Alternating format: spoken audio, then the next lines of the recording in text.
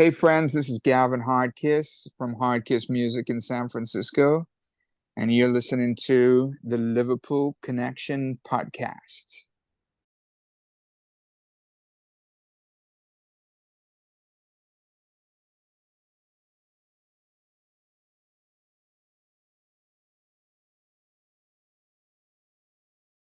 Hi, everyone, and welcome to another edition of the Liverpool Connection podcast. I'm your host, Daz. This is my football and music episodes where I bring on a musician who's into football and obviously into music. And I cannot wait to introduce my next guest. As everyone knows, I'm a house head. I'm into electronic music. I have been for, God, I'm 53 now. So I've been into the scene probably since I was about 15 years old. So I've had the best of both worlds. I've had Raven in England, Raven in the US, and I'm really happy and honoured to bring on a man who has, I would say, changed things musically for me and for many people. It started on the West Coast, a brilliant label, Hardkiss Music, and one of the most amazing albums that I still listen to this day, Delusions of Grandeur. And so many amazing DJ sets, many amazing productions. He goes by Hawk. But it is the legendary Gavin Hardkiss. So welcome to the podcast, Gavin. Like I said, I'm honoured. I'm like a little kid in a sweet shop right now, just to be able to talk to you. But not only that, you're a Liverpool supporter. So you've just gone from here to up here in my book already. So that's a great start. I'm looking forward to chatting with you. Thanks for inviting me. Very nice to meet you. And I'm so stoked to talk about like two things that I couldn't live without. They're like water and air to me. It's like football and specifically Liverpool and music. So you're from South Africa. Uh, Yeah. I know you didn't come over to the States till what, mid 80s? Yeah, mid late 80s. So where did like, Liverpool, when did Liverpool like come into your life? So I grew up in Johannesburg, South Africa, and I lived there for 18 years. I finished high school there, playing soccer my whole life at a pretty high level. Um, but like we grew up without TV because it just hadn't come to Africa yet. And um, you know, I I think I was about 9 or 10. It may have been a bit earlier, but like, you could go to the magazine shop, the newspaper shop, and, pick up Match magazine. And I don't know, before that, I'm trying to think what the other names of the magazines were. So I was like kind of into soccer, English soccer. And then the only news would get is like Sunday morning newspapers with the league tables. So like I was seeing the teams and all of that. But the first satellite broadcast of a English soccer match in South Africa was the 77-78 FA Cup final, Man United playing Liverpool. And Man United won that game. And that's the day I became a Liverpool fan. Oh, that's not a bad start. That kind of shows, that you really want to be a Liverpool supporter because many people probably for the first time if they saw that they'd be, United supporters. So, um, who was your Liverpool hero then growing up? I mean, it was Kenny Dalglish for sure. Like I had in between my ABBA posters on my wall, I had Kevin Keegan posters on my wall and Liverpool team photos. And then that quickly switched to Kenny, when that switch happened, when he became the main guy there. But Kevin Keegan was my guy. Yeah, but like I had just a warmth for all the players there. And of course, when Bruce Grobbelaar became goalkeeper in the 90s, I mean in the 80s, that was kind of a key moment because he had some connection to, Zimbabwe, South Africa. Yeah, it's crazy because Kevin Keegan was mine as well. I always say this, I was on the cop when I was 6, and Kevin, Wow. this is 1976. So I only got to see Kevin for a year, and he broke my heart. Like, I ripped my poster up, and my granddad put it back together and said, "Don't you ever disrespect Kevin Keegan like that. He's gone, but there will be somebody else." But obviously, when you're a kid, you just don't think that, and it's kind of the same way with managers as well. After Shanks, no way did we think Bob Paisley was going to be as successful as what Shankly was. And I think the same thing goes for Kenny Dalglish. You you never knew what Kenny was. He was good at Celtic, but you just didn't know the history that he was going to make for Liverpool. So I'm the same as you. It was Keegan. I loved the sideburns. I loved just the way he played. But then when Kenny came, I was like, after my mourning period, I was like, all right, I think we got a new one. And then yeah, it was Kenny for me as well. Yeah, I didn't even know much about the German league, but like Hamburg, I'm like, I gotta visit Hamburg. Like, whoa, what's this place? Mhm. But I mean, also like when Kevin left, he won the Ballon d'Or twice with Hamburg. Yeah, So, hats off to him because he was. I think he was the first English player actually to have a big transfer. Because true.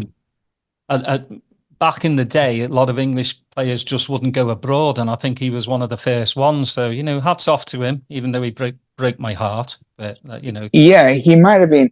I'm confused, and we don't have to get into it. Why he like this? It's 50 years later, but he's almost more attached to Newcastle than he is to Liverpool as an iconic player. I don't really understand that, Well, but I think it's more to do with him managing them as well. yeah, I think that's where the connection is as well. But yeah, I mean, gotcha. he's well liked in Liverpool and Newcastle. So, I mean, you can't go wrong. Two great cities, One's got a lot more money than us right now, Newcastle, with the Saudis coming in. It's Um, okay. yeah, it's all right. I like the way we present ourselves. I'd like Klopp and Trent have both said they'd rather win trophies like we win them, and I'm 100% about that. We might not win as much as like City, but we all know how City have operated in the last 10, 12 years. So yeah, I'll stick with the way we do business. Yeah, we're on the right side of history there. So with the DJ thing, um, you've played in England before, haven't you? Yeah, I haven't spent much time in England in my life, but I did a tour of like so many cities in England. Like I think it was 2000 and maybe 1999. I can't somewhere in there. Oh, no, it was a Euro year, so it could have been 2000 because I think the World Cup was 98. So I think it Mm. was 2000. Went over, was based out of Nottingham and played in Wales and in Ireland and Scotland and all over England, like from Brighton all the way to Hull. And obviously London, Manchester, everywhere. So it was a great tour. So did you get to Liverpool? I think that's where I was kind of going is, if Yeah, you're I over, did. I so didn't get to Liverpool, so I'd never been to Liverpool in my entire life, like childhood, adulthood, until I don't know, man, how many years ago? Like my brother and I made a pilgrimage there on Easter. It could have been 10 years ago. And we spent like literally 3 days there, and that's the only time I've ever been to Liverpool. mhm. We want to And see Andy Carroll play. oh, good Lord. Ow. All right, yeah, you're going back a few years now. Yeah. Yeah. So you did get to Anfield. I did. Now, let me ask you this because, obviously locals they they get to be next to Anfield, and same with me growing up. I was a season ticket holder, and now looking back, I'm like very fortunate. Now, for you yourself, you just like many Liverpool fans throughout the globe, they go for that first trip. How is it walking up to Anfield for you? Well, like it was more like a bird's eye view of it. It wasn't just like Anfield. It was like the neighborhood around it, which was like, you know, like still, and I don't know if it is to this day, but windows Oh, broke, and it was like really low in not even low income, like desolate neighborhoods. And then Stanley Park, and then looking out to um Everton Stadium.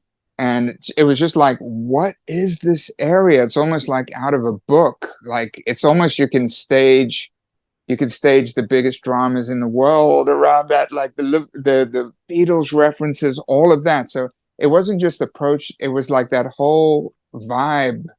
Um, it really like took on a mythical feel to me the whole time. Just being around that. mhm. Um, Being in Anfield was epic, but like just being in the town of Liverpool around that, talking to cab drivers, seeing the animosity between the Everton and the Liverpool fans. Even went to a game at what's Everton's field, Goodison Park. Yeah. Like that was pretty epic in contrast, just because the teams are in such different um, uh, points in their success levels, and it's so intense, man. It's so amazing. Like I really want to go spend more time there. Yeah, it's crazy because I'll always say like most of the cabbies are Evertonians, um, Right. and they really when they're taking you to Anfield, they like to have a nice dig at you or at the club, But at the end of the day, they're all Scousers, and they do take care of each other, and that's one thing that that I love and I miss is just the brotherly and sisterly love, that they have. Like if it's Liverpool Everton during a derby, can't stand each other. Like I have a couple of Blues in my family, cousins, and I can't stand them, during the game. But afterwards, it's like meeting up, having a pint, and just talking about football, but talking about life as well. And that's one of the biggest things I do miss. Not going like every other week to a home game, but yeah, some of the houses are still look like they've been bombed out, from World War II. It's still an area that still needs looking at and taking care of. But I think that the greatest thing I can say is that Scousers have gotten in there like Home Baked, the bakery. They've gone, all right, we've got to make something of this area. And For sure. they're doing it off their own back, taking out loans and, making a business. And I think that's really good for the community. But yeah, it's always nice, like to hear people, like yourself just saying, I made the pilgrimage. And I love that, lately there has been some animosity, locals against the global fan base. They call them day trippers and all this. I think that's wrong. I think if somebody gets up at 2 o'clock in the morning across the world to watch this football team, my hat goes off to you, you know, or Yeah, like you say, you save for 4 or 5 years to get a flight to England to go to Liverpool. You get a ticket and you go once in your lifetime. But and another hats off to you. If you're a Liverpool supporter, I don't care where you come from, the colour of your skin, your religion, I couldn't care less. Yeah, man, I agree so much. And there's another thing I noticed, just witness being around, just like paying attention, is this generational thing of like fathers bringing their sons from other places. Like, like I went with my brother. I mean, and we have this connection, but fathers with their sons, this generational thing. You can't tell me Newcastle has that. Come on. Well, It's like, they do, but I think on the scale of, Liverpool, it's totally different. I mean, like one of my biggest things is I'm hoping, I've got four girls that I'm going to take them, even though, yeah, they kind of like Liverpool because Daddy likes Liverpool, yeah, but it's something that I want them to experience. Like I see the videos of dads taking their younger kids walking up the steps at Anfield, and the kid just bursts out crying, and then the dad's beaming because he's so proud. yeah. That's what it's all about, you know? Such pride, man. And I love like how almost superfluous it is, how like silly it is. It's like we're following like 11 grown men who like to kick a ball around. I like the simplicity of how just naive that is. I love it. Mhm. Yeah, well, those 11 players get paid so much money. Times have changed. Again, like I said, I went in 76, so massive difference to how it was back then to how it is now. How do you think obviously football has changed tactically? It's a lot faster. The athletes Mm, aren't like sitting down on the side having a ciggy, having a for pint. sure. You know, Yeah, they're actual like they're like race horses. They're just pure muscle. How do you feel like, the football, especially under Klopp, that we've watched for the past 9 years has been some of the best football I've ever watched in my entire life. It really has. And, for I've sure. through Paisley, Dalglish, and that was great football, seeing John Barnes and Kenny Dalglish and Jan Molby on the same pitch, just absolutely amazing. But these past 9 years, I think we've all taken it for granted a little bit at how good we were. And again, we were up against, Manchester City, who, whatever they have, going on, with the books and all that 115 charges, you put that to a side and you just watch these 11 players play on a pitch. City are a fantastic football team, but we've been up there with them. And how do you feel like from, when you first saw Liverpool to now? Because I talk with some of my mates and some older gents as well, and they kind of say they're falling out of love with football just because of VAR, just because the money involved. What are your thoughts on that? I fucking love it, man. Like I don't care if it changes, what the evolution or devolution of the game is.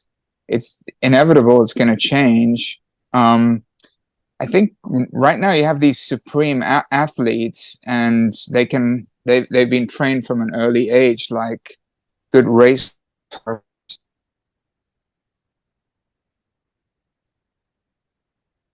physical.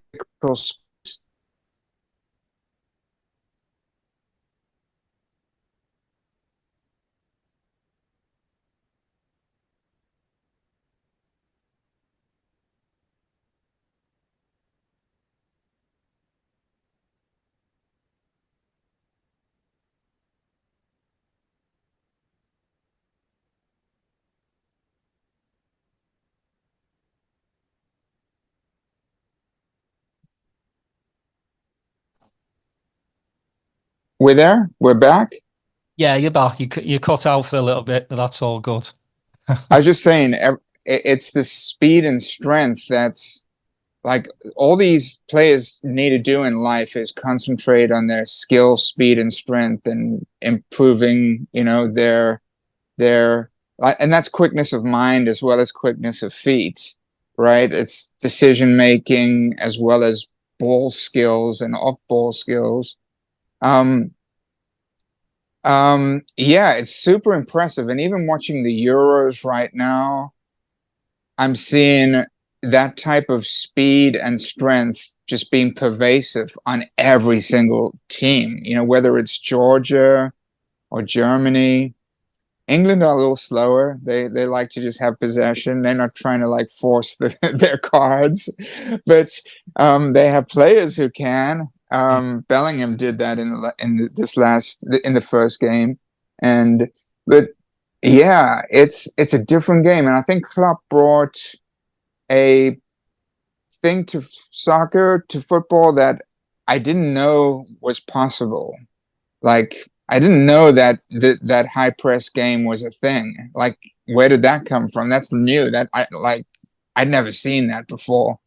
Um, and the athleticism that you need to do that and keep sprinting for 90 minutes, that didn't exist 10 years ago. Come on.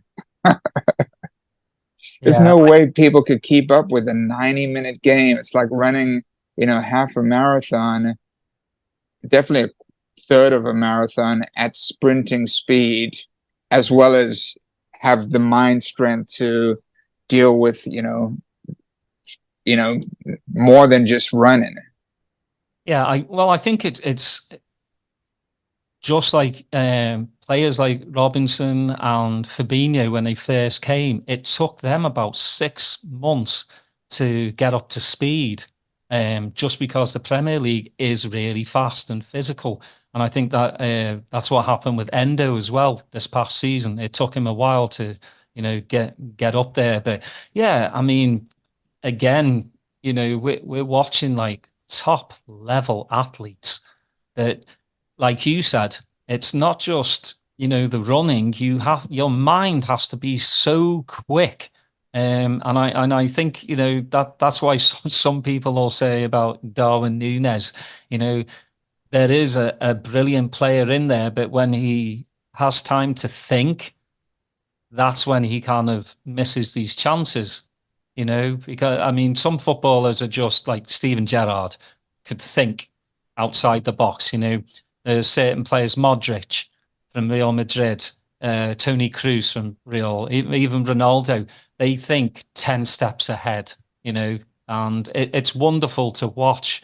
Some players just take time, but yeah, for me, I'm not falling out of like love with football. I'm just a bit like, the VAR stuff pisses me off because it's Well, not VAR, it's not VAR, it's the people who are behind VAR who can't seem to get it right. But you watch the Euros and they're getting it all right. You watch the for World. sure. I mean, Liverpool, like as Liverpool fans, this last season is a different season if they make the calls correctly, which is what VAR is supposed to be there for. This is like Liverpool's experience this last year would make you fall out of love with, Yeah. new technology in the game. Yeah, well, it makes you, wonder, like, the Spurs goal that should have been by Diaz, which was just an absolute joke. They could have stopped the game and gone, okay, let's get this right. It was a goal. It's not a free kick to the other team, the Yeah, Odegaard, the the Odegaard. handball, yeah. Oh, come on. I mean, it's just stuff like that. Just irritated me more. And, then you have like the conspiracy theorists, like everyone's against Liverpool. I don't think everyone's against Liverpool. I just think it's inconsistent VAR officials and then referees making it about themselves. You You know, know, for sure. As a fan, and I don't know if it's because I'm like a mature fan, like I'm not as emotionally vested as I might have been a few years back. And I don't know what the few years gap is, but like it's not going to ruin my day. yeah. Like I'll get pissed. There was a time when it would ruin my day and my weekend, right? There was an era where I'd like, and then there were certain years with Liverpool where I was just in the doldrums because they suck so badly. But the like bad games, and I forget about him after 10 minutes and I'm on with life. Yeah. I'm just I'm just such a like I still play football and I'm always around my son playing football and I watch football. It's like in my, it's in my daily regimen still. And it's not just watching a game is part of my experience. I just love the game. And you know what I'm saying? I'm not just a fan, an observer. Well, I think that's the way it should be. That when I was 16, I would probably throw the telly out the window, and I'd be pissed off for weeks upon weeks. But as you grow older, you do mature. And I think, especially for me now, I don't, obviously, I'm in America, so I don't go to the games as much as I'd like. And I used to go to the pub all the time, but now it's more family life. So I watch the games with me girls. So I've got to watch my mouth as well, which really helps. But you just get over it quicker. I mean, maybe Yeah. a final will probably hurt me for a little bit, but a game, just a Premier League game, I'll get over it pretty quickly nowadays because I'm like, there's more things to be upset about in this world than losing a footy match. I'm so with you there. So with you there. Like, yeah, the world's topsy-turvy, so the game's going to be topsy-turvy. It's not always going to work out. So what's your like expectations for this season? I'm surprised that the players all sticking around. So like that's a good indication that there's some chemistry that they want to be a part of because the new manager's an unknown. I mean, the team's a known. So there's some they're actually losing a lot of the fabric of what is off the pitch. But what is on the pitch is they're like, hey, let's keep this thing going. So that's really positive in my opinion. Like I haven't heard any rumblings or seen anyone moving on other than the obvious retiring, the guys who were honored when Klopp left. Um, I think there's a real strength to the team. Um, I think the team can just get better. I don't see it getting worse because I feel like there was compared to Arsenal and Man City this last season, they were especially the second half of the season, they just weren't as good as they could have been. Like, and it's not just one or two players, it's many players who kind of fell off their game.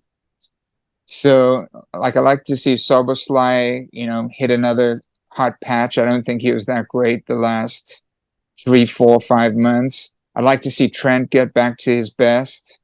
Um, I'd like to see Salah get back to his best, although I don't know that he may be past his best. I don't know. That's a big unknown. I'd like to see Nunez like hit a stride, like maybe not be off sides for a few games in a row. Yeah, that'd be nice, right? Well, I think, maybe with Nunes, I'm thinking a change in tactics, a change in manager might do him a world of good. Obviously we saw Klopp just look absolutely shattered. You could see it in his face, and he was ready, even though we weren't ready for Klopp to leave. I just think, like I said, just watching Slot and the interview, he's rekindled my passion a bit. I just wanted a football break, Yeah. and now I'm kind of like I'm ready for the season to kind of kick off. And like you said, keeping the core of this team is what we want. And Slot's going to give some of these young players a chance again, like Klopp did, which I'm really liking. I mean, Bradley, just amazing. Kwanzaa, wow, Yeah. just and Yeah. Kwanzaa's a local lad as well. But I think last season it was just a bridge too far for us. I thought, I'm gonna like unpopular opinion that I'm gonna express right now. I think the team was superb. I think I think Klopp's announcing his leaving was like the death nail to the team. And I think it was a bad move on his behalf to announce that mid-season because the team were flying high until he said that, right? Like, I mean, we were top of the league. We weren't out of any competitions. And if you look at the results from that day till the end of the season, they weren't great. So let's now that that's past us, let's just get back to like knowns rather than unknowns. Mhm. Yeah, I think I'd like to see two fresh faces come in. Who would you like to see? That's a good question because I'm kind of like I'm like you know, can Salah get back to his best? But you know, for him, like he's been our top scorer for the last six seasons, so he's still putting in 20 goals a season. Has he lost a you know bit of pace? Of course he has. Um, Probably maybe a defensive midfielder, a centre back as well, just because Matip's gone. And Hmm. Tenote just seems like he can't stay fit for more than 2 or 3 games. So I'm a bit worried about that. Yeah. And obviously you've got to start thinking like, you know, Verge, who I think's brilliant, but you've got to start thinking, you know, he's only probably got 2 to 3 seasons left with us. So you've got to start bringing somebody in to, you know, be deputized for him. I think we're good up front. But again, can Jota stay fit? Yeah. It's I would say like watching these Euros, another unpopular opinion, like if we were to sell Salah, have him go off to Saudi, and I know these are pipe dreams, but like bring in a Musala who uh, just played for Germany today, or the kid who scored that goal for Turkey who plays for Real Madrid. Like those are two young strikers, so they're out there who can kind of be this new lethal linchpin for the next 5, 7 years. mhm. Because Nunez may hit his stride, he may not. But if there's a guy who replaced Salah of that caliber, but you know, in his early 20s, late teens, 100 million, 150 million, yes. But obviously, the defense, central defense, we need to be thinking long term as well. Yeah, you know, I love Endo. I do. I think he's brilliant. You know, when we signed him, I'm sure everybody was like, "Who?" He's 29, which, you know, FSG usually don't buy 29-year-olds. And I was surprised by it, but, you know, it took him a while. But I love the young lad, Bashetic. I think he's going to be absolutely brilliant. But again, he's young and you can't put, you know, especially defensive midfielder, you can't put all that pressure on the young lad's shoulders. So I think maybe bringing in, you know, a 25, 26-year-old who's a solid defensive midfielder, maybe not world class, but somebody who's, you know, knows the Premier League. I mean, I even like the couple of the lads from Crystal Palace, For sure. you But know, McAllister slotted in really nicely in that kind of role. But I know we need someone else. well, Um, he's not a six. McAllister is just not a six. He plays so much better if he's further up the field. I still can't believe we got him from Brighton for 35 million. I feel bad. I feel like we should go back to Brighton and give them an extra 50 and go, sorry, we shortchanged you. Here you go. Here's some extra money.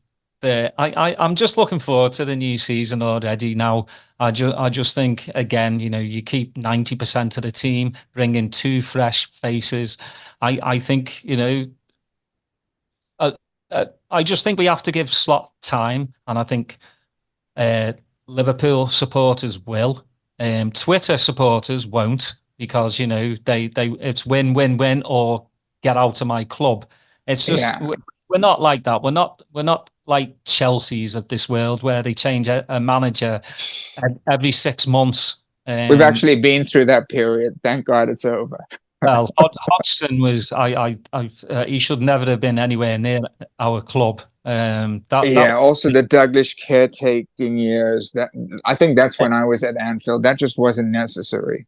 yeah, it was tough, you know, and the way also, you know, he kind of Dalglish kind of got sacked was they brought him to Boston and then said, yeah, we don't need you anymore. I was like, you know, well, at least you said it to his face, but um Now that we've spoken about Liverpool, I want to speak about music. Yeah, man, let's do it. Because I, like I said in the beginning, like I've been in the scene for a very long time, and you are legendary. I mean, the Hardkiss brothers are absolute legends in your own right. You tell me your journey.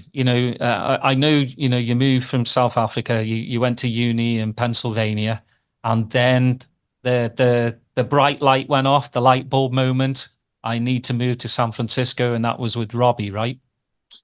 No, it's a little different. So I was playing like varsity soccer in the United States. I came over from South Africa after high school, where I was playing at the highest level, for my state.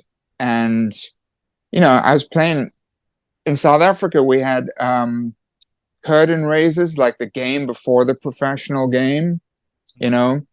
So I was playing in front of like 20 or 40,000 people like every couple of weeks and loving that life of soccer in front of a huge crowd. And then, I finished high school and I wanted to come to university here in the United States. I ended up in Texas, actually in San Antonio at a university called Trinity University. So as a freshman, I walked onto the team there. And we had a travel team. So, we played in Mexico. We actually played in the town I live in now, San Rafael here in California. Played in Minneapolis, or I don't know, somewhere up north. It was mediocre but good. American soccer standard wasn't that great at that point. I was the only international player on the team. But then I transferred to University of Pennsylvania in Philadelphia, and I got in touch with the soccer coach there, and I was like, I want to try out for the team, and he was like, well, the team's already spoken for, and you're not recruited. I'm like, can I come to preseason training? And I convinced him that I could go to preseason training. So I'd never been to Philadelphia in my whole life, and I showed up on campus and started training with this team. And he was an American coach, and he almost had an American football way of teaching, training soccer. So there's a lot of off the ball or non-ball work, like conditioning. And we're doing twice a day. And I got injured after about 4 or 5 days. I couldn't tell you what it was, strained to the knee. And so I walked off that team. And I didn't know anyone in Philadelphia. I just went to college. I was in this dormitory, and there was one South African guy on campus, and he came to visit me because I couldn't leave the room because my knee was on ice. And he was like, "Hey, what are you into?" And I said, "I'm into, music and stuff." He's like, "Hey, there's this kid who was on my floor last year. Maybe you'd like to meet him. He's a music guy too." I'm like, okay. So I limped over to the quadrangle on the Penn campus, and this this guy Trevor, the South African guy, introduced me to Scott. And Scott was on the phone in his room, and like I checked out his CD collection, and we had the same taste. So before I even met him, I'm like, I know this guy and I are gonna get along. So that's how I met Scott, who became like we started Hardkiss together. And we just did a lot of cool things, you know, with club life and DJ life, which I can go into heaps of detail what all of that was. But let's just say we could put Glastonbury in there, and Frankie Bones, and the whole Brooklyn crew, and Josh Wink and King Britt in the Philadelphia crew, and we like just inhabited that whole music world. And then we graduated from school, and Scott, I think, got a degree in English. I got a degree in economics, and all I wanted to do was like start my own business. And Scott was like, "Hey, Scott and Robbie went to high school together in Maryland, and Robbie was in San Francisco, and Scott was like, let's go out to California and just do music stuff. This rave thing is gonna hit the US, and let's just go see what it's like. We can go stay with Robbie. And I was like a little bit business minded. I'm like, yeah, maybe we can start a record label. So yeah, man, we literally packed his Saab with turntables, CDs, and records, and drove from Philadelphia to San Francisco in the summer, like May, June of 91. And we just showed up and we're like, hey, Robbie, join us. We're doing this thing. Let's roll. We're gonna throw parties and DJ and start a record label. Like cuckoo. That's the thing, you know. It's you go where your heart needs to go. I think, you know. I think it might have been different if you come to Texas or you come somewhere else. I think obviously, you know, the West Coast was drawing you in.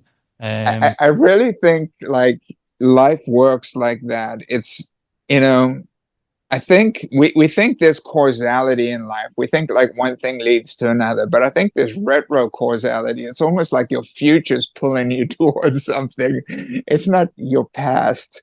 And you're just like following the crumbs into this future thing that's almost pre-designed. You can't get away from it. Well, how was it though? You know, San Francisco, obviously, you know, you had Wicked Crew, you had Dub Tribe, and then Jonah Sharp and Freaky Chakra, Charles Webster. Um, Yeah.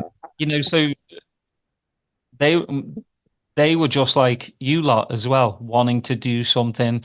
Were you all, you know, all mates, or was it because I know, like, you know, halfway kind of through the rave scene, a lot of promoters, like, you know, stabbing each other in the back. The friendship thing kind of went out the window. How was it for you and like the other crews? You know, it's like anything, man. It's you know, you have your personal favorites, the people you get along with, and then there are people you don't get along with, regardless of what they do.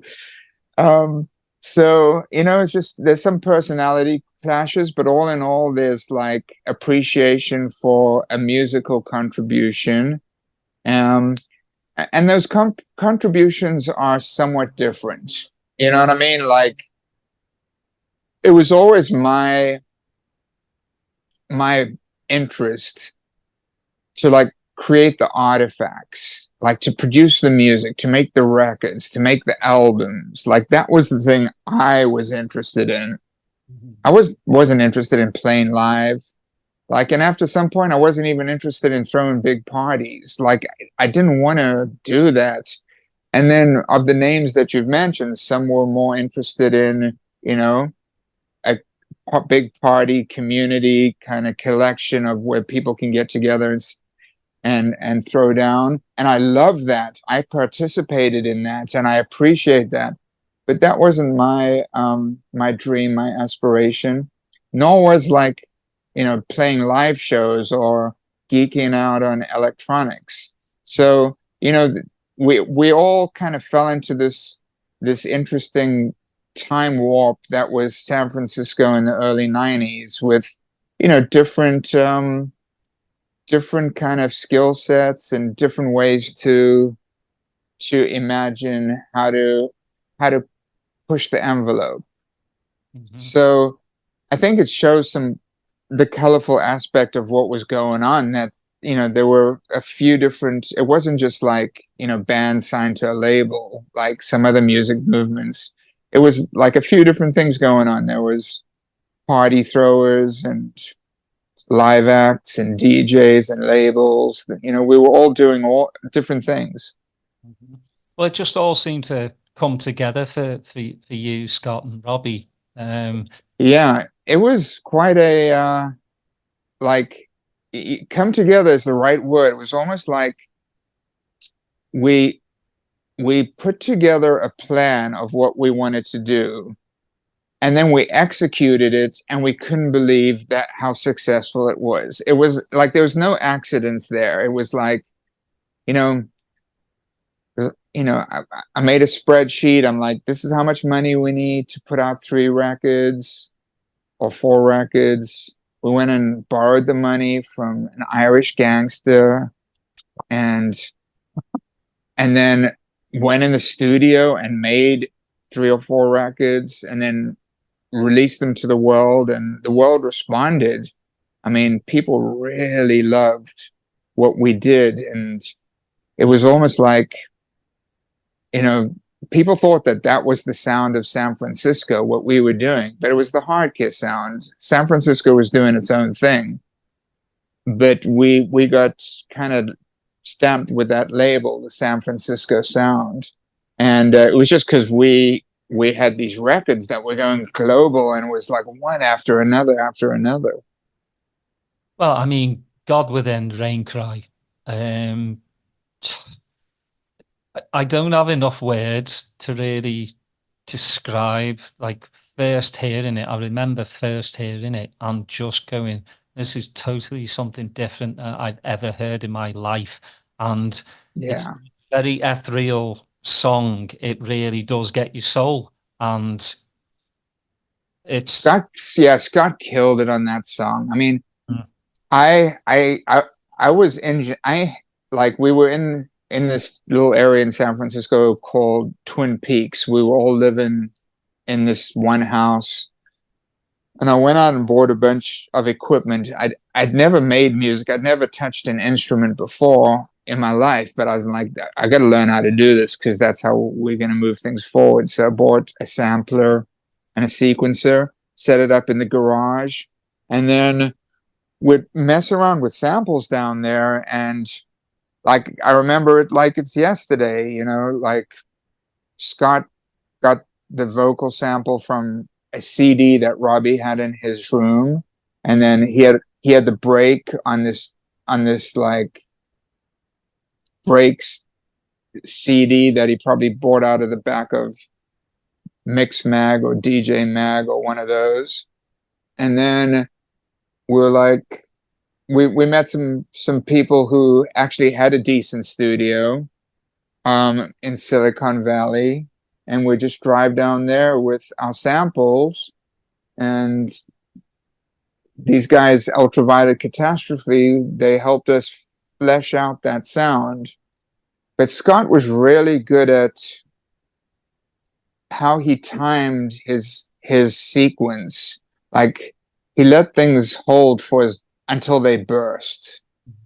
And that song's a really good example of that. Like things go on for a long time, but they never feel like they do. And it's the timing on it is just perfect. The emotion is perfect. The timing's perfect. well, being in the studio and like, you know, getting that produced. Did you all like? 'Cause I always like to ask musicians this about their own music. Did you just look at each other and just go, "This is it. This is the one that's gonna." I don't think so.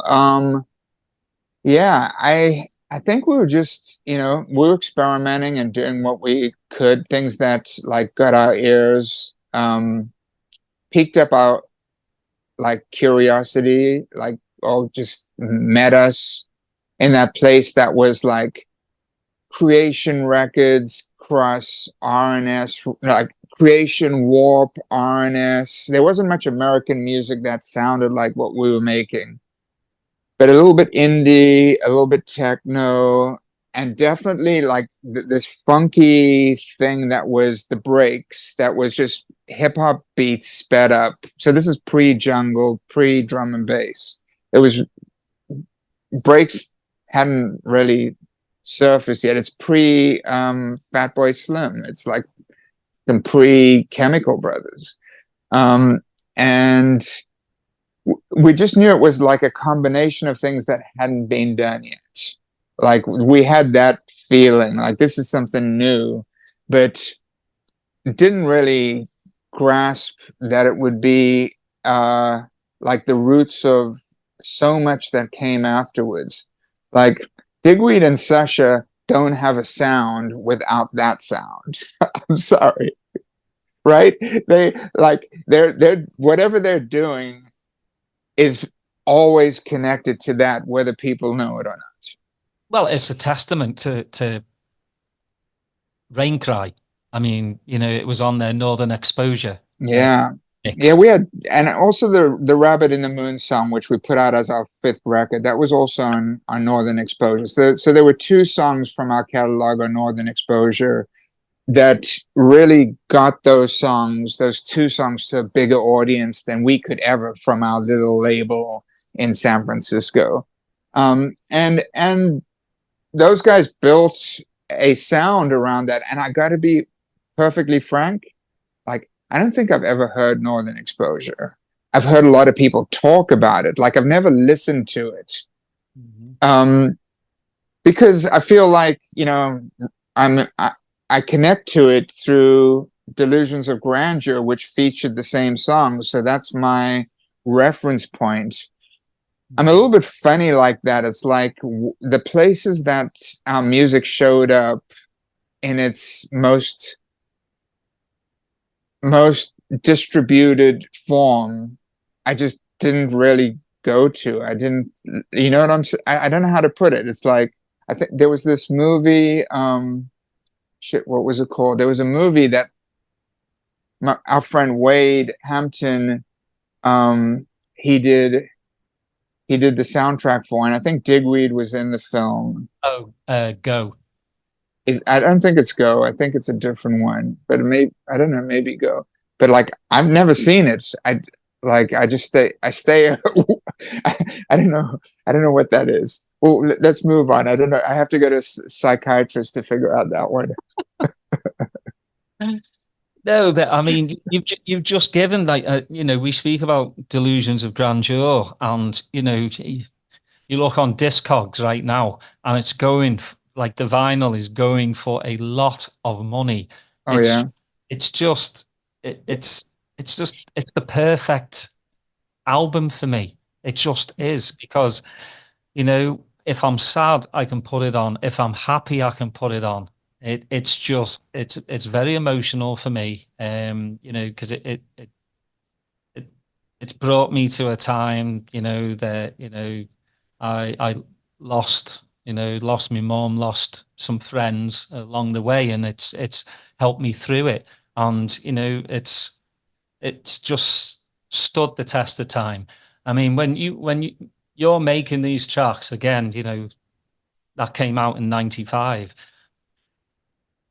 This is 2024 and it's still talked about. I mean, Yeah, it's really valid. Like what we made there was pretty timeless. Like it's so easy to make cheesy music. It's so hard to make music that like stands the test of time, and we accomplished that. It really connects. There's something that we were doing there, and Scott was playing bigger clubs and bigger audiences than me or Robbie, and he was traveling the world. I was illegal in the United States then, so I couldn't leave the country. So I was pretty much bound in San Francisco, just running the label for those Delusions of Grandeur years. But we were bringing like a emotional quality to the dance floor, which um, most DJs would never do, and most audiences would have a difficult time with. yeah, And to be able to do that was taking a huge risk. And you don't often see that. Like you might see DJs or hear DJs like go there a bit with their last song or something. mhm, But I tell you what, man, I went to see Fred again last week here, and Fred does that. And watching Fred do his show and seeing the emotional connection that he makes through music with his audience mhm. really, really reminded me of those early Hardkiss days. Yeah, and I mean, you listen to the lad. I mean, he's a boy genius. You know, I don't like this. I don't like the DJ stuff he does with Skrillex. Yeah.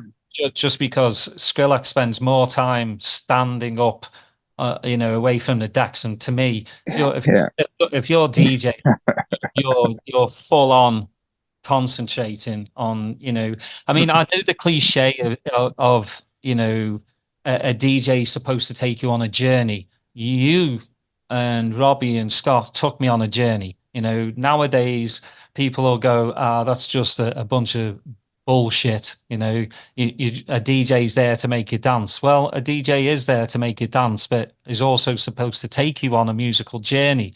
And I Yeah. love what you just said. Like, there wasn't many people taking you to that level like you guys were. Yeah. Yeah, there's some DJs who yeah, I'm just trying to think like, what's his name from the Loft in New York? Uh fuck, I can't remember. Um he used to do that, you know, I'm you know, Frankie Knuckles probably would do that. Mhm. Um but most hard-hitting DJs are trying to like bang it out. Right?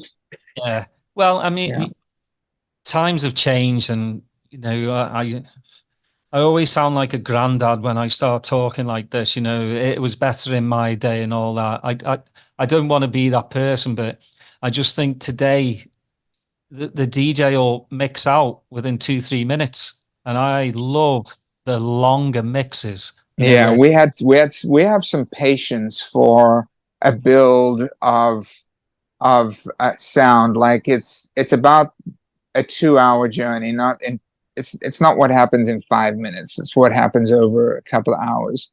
uh, Um, I don't know what that is, but I was mentioning pre-show that I have an exciting next 5 days ahead of me, and like it, we might think that this time has passed us. This some of the references we're using, which is music for journey, like journeying music, or longer sets, or being patient with the artistry that is what a DJ does, or longer mixes. Even the nature of laying songs on top of each other seems to be a lost art form right now, because everyone's trying to like just get to the next drop or to the next song. But so the legacy of San Francisco is still like a lot of like San Francisco's changed as much or more than any other city that's gone through this technical revolution that is the last whatever 25, 30 years. Probably more so than any other city. And some would say it's lost its heart and its soul, and it might have, you know, but there's there's a crew that still does shows, and has kept doing them. And I'd say they're the like if Hardkiss, Wicked, Dub Tribe, Jonah Sharp was a first generation. Sunset Sound System are the second generation, but also I didn't fold them into that first generation. And there were, a couple of DJs doing free parties. And then they started doing a camp out, like a sunset camp out. I gotta say 20 years ago, but it's probably more than that. And this weekend might be the final one, right? Like it might be, we'll see. But so I'm heading out tomorrow up into the Sierras, about 4 hours from here on the Eel River, to be with I'm sure there'll be about 1,000 ravers, clubbers, artists, DJs on the river, maybe 3 different sound music areas, daytime with floaties in the river and one sound system, and nighttime all night, 3 different sound systems. Who's playing there? I'm not playing there. I'm just going to go hang out. Actually, I have some music that some DJs are going to play because I have a new album, and I played it to them. They're like, holy shit, I need to play this out there. So I'm excited to hear my music played out there. But who's playing out there? Idiot Boys are Oh, playing. That's nice. gonna be that's gonna be sick. Josh Wink's playing. Mark Farina's playing. Cassie is from England. I'm not sure who she is, but the name kind of resonates from Yeah, she's probably old school. yeah, she is. She plays mostly vinyl. But yeah, no, she's bang on like some good house. Yes. So I think there's a one or two DIY DJs. I think one DIY DJ, and let's just say like another 30 DJs on the roster. So it's like gonna be it's just gonna be it's gonna be sick, dude. So like I'm ready to switch off and go into that zone and be in that encapsulated by that spirit, which isn't far off from any memory that you have from the 90s. And Well, it's going on this weekend. that's what I kind of like about you as well, because this day and age, someone like yourself would go, well, if I'm not playing, I'm not going to go. And you're going because some mates are going, but you want to Yeah. experience. I think I'm also going because I've been raising a family for like 20 years and I've been missing a lot of these experiences because you're like the demands of being a dad and like just making it. It's not easy. And my kids are pretty grown up now. So I'm at the point where I'm ready to like really, not only dip my toes back in that, but I really want to like jump back in.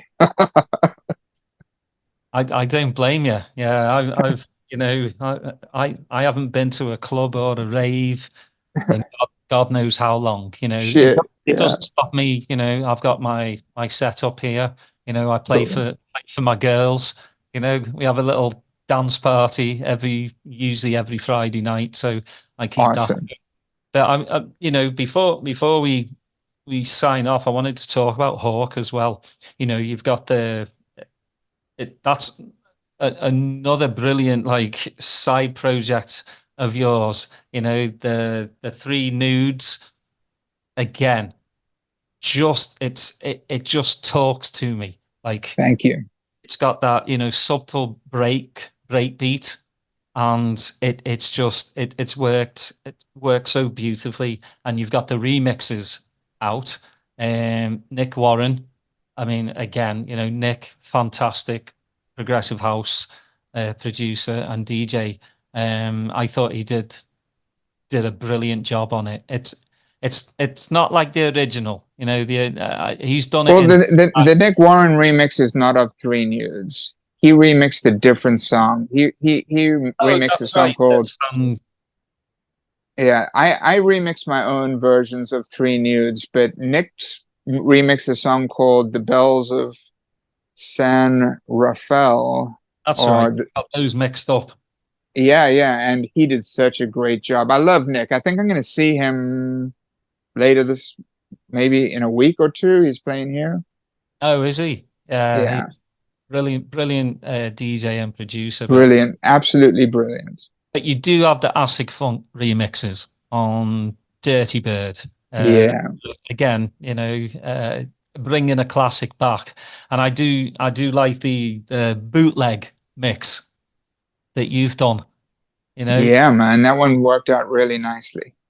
and when you do go out and you do hear other DJs play, again, that's do you just go, all right, I'm still doing Um, something tonight. yeah, well, I'm really a music snob, as I'm sure you are too. So like, I'm really discerning at what I go out to see. Mhm. Like, I can't just go to the local or any night out and just have a wildly good time. I can, yeah. So, but fortunately, San Francisco is still a town that a lot of good talent come through. Mhm. And, I get to see my favorite international DJs when they come through. And that's always a joy, getting to see people whose productions and expressions are inspiring me. Um, but like anything, they're going to be 30 DJs this weekend, and I'll probably love two. That's like going in a record shop, isn't it? And taking 100 records and buying one. Yeah, I used to spend hours upon hours and just leave with one and piss off the record store owner. Look Yeah, at me yeah, like, yeah, just spent 4 hours here, Daz, and you've bought one. I go, well, yeah. the rest is shit. What do you want me to do? Yeah, I mean, really, somebody should make a documentary of this coming weekend. Actually, the song, so my friend Shauna, she's DJing at 7 a.m. on Saturday morning. Okay. And I have this song called Psychedelic Woman. And she was like, I gotta play it. So I got it mastered for her this last week. She played it at Lightning in a Bottle 2 weeks ago and mastered, and she said it sounded great. So I got it mastered for her. And I just really, part of me just wants to take a video camera out there this weekend and make the video for Psychedelic Woman. Hmm. That's what I'm looking forward to.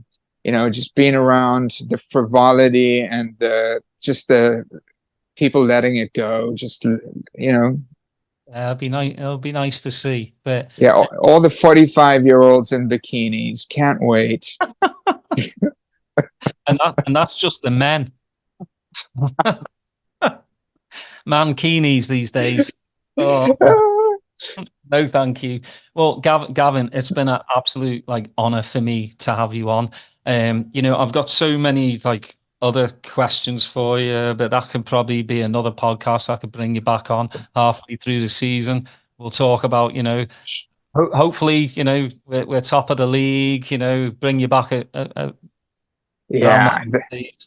But there's so much more musically I'd love to talk about. But again, we could go on forever. Like we both like footy, we both like music. That's what it's all about. Anytime, Daz. I love telling stories and just laughing at this weird preoccupation that we have with round things, Yeah. flat and circular round things.